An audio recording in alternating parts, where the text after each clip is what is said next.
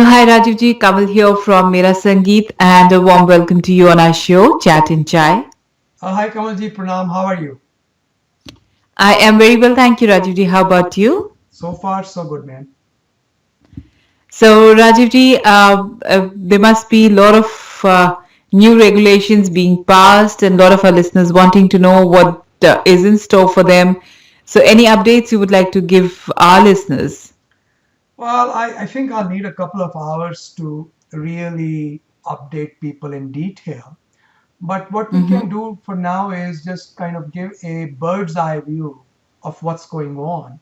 If you go to immigration.com, www.immigration.com, and you click on the blog links I have on the bottom right, where it says Right. Rajiv's blogs, the first Mm-hmm. link that I have right now is I-140 EAD regulations effective 17th January 2017.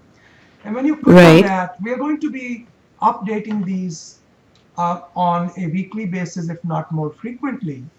In fact, in tomorrow's community conference, we are going to be discussing these regulations, some aspects of these regulations, which I note in my blog.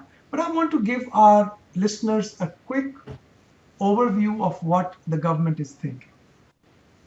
Mm-hmm. These Right. regulations affect people with their green cards, with their H1s, with their job portability, with their driver's license issues, with their EAD employment authorization documents. There are several areas. Let me touch upon them briefly, and then we can go into it in detail, perhaps in either a question-based format, which is our listeners can send us their questions and I'll answer them one at a time and create a knowledge base like that. Or we can do it as a 5 to 10 minute spots or a couple of minute spots every week until we cover everything, because these regulations are not going to come into effect until January 17th, 2017. Okay. Okay, so All let right, me let me Rajivji. give you a Right. quick rundown. Mm-hmm. What the government did was they clarified certain things. One thing they clarified was that if you have an I-140 approved and your 485 has been pending 180 days, you can take a same or similar job, including a promotion, and even port over to your own company without having to start your green card all over again. So that's one feature which is good. Now, one thing that is completely new is this. If your I-140 has been approved for 180 days, even if you change a job and your old employer revokes your I-140, you have the right to your priority date, as well as, this is new, as well as ongoing approval of your H-1B extensions, even though the I-140 has been revoked. It's a big thing. It's a good benefit for people. So revocation after 180 days keeps you quite safe. You have to do your green card all over again, but you will keep your date as well as your right to keep extending your H1. If, on the other hand, you your I-140 is revoked before 180 days, you don't have the right to keep extending your H1, but you still keep your priority date. So I'm again Okay. making it relatively quick because each one of these requires a lot bigger discussion. Quick overview Mm-hmm. is this. They have also created a new class of employment authorizations.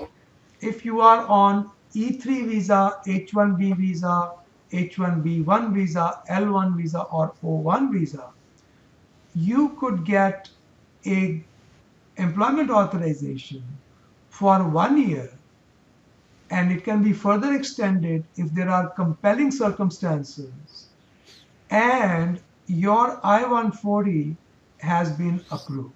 So that is necessary. Right. Okay. Right. So they created a Mm-hmm. new class of employment authorization.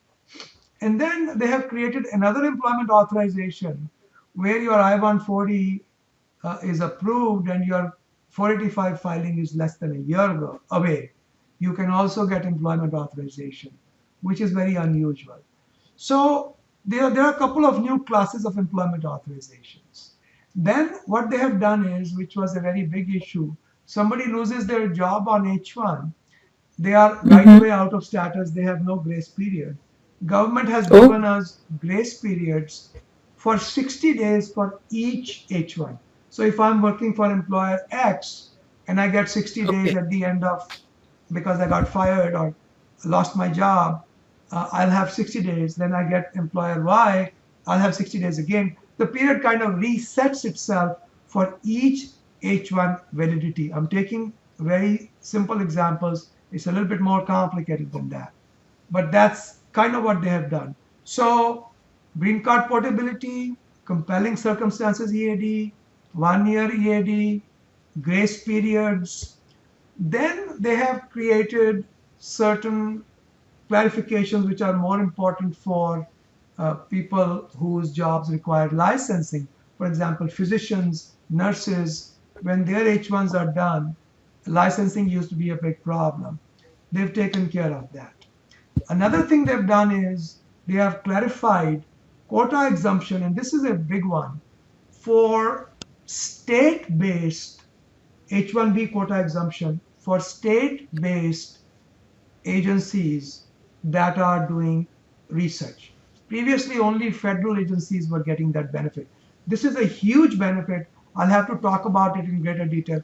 Many of our clients are actually very positively affected by this. All Then right. Okay. general EAD Mm-hmm. rules, what they've done is they've changed the rules so that you might be able to apply for an EAD renewal 180 days ahead of time instead of 120, which makes it possible for you not to have interruptions in your ability to work. In addition, under certain rules, you can actually continue working even if you have applied for an extension and the old EAD expires, which is a departure from the old rules. And lastly, they have said that people who didn't have authorizations according to the state interpretation were having trouble getting renewals of their driver's licenses. Government has said we'll make it clear on our website so that different departments of motor vehicles can take instruction as to when somebody is still in status even though their status in hand has expired. So that in a very, very broad stroke is the set of rules we are now dealing with. Okay? Okay. So it does look really good, Rajiv ji. And I'm sure a lot of our listeners there would benefit. And if they have any questions regarding this, we'll request our listeners to send it to us at kamal@merasangi.com or join in with us for a call so that they could speak with you directly.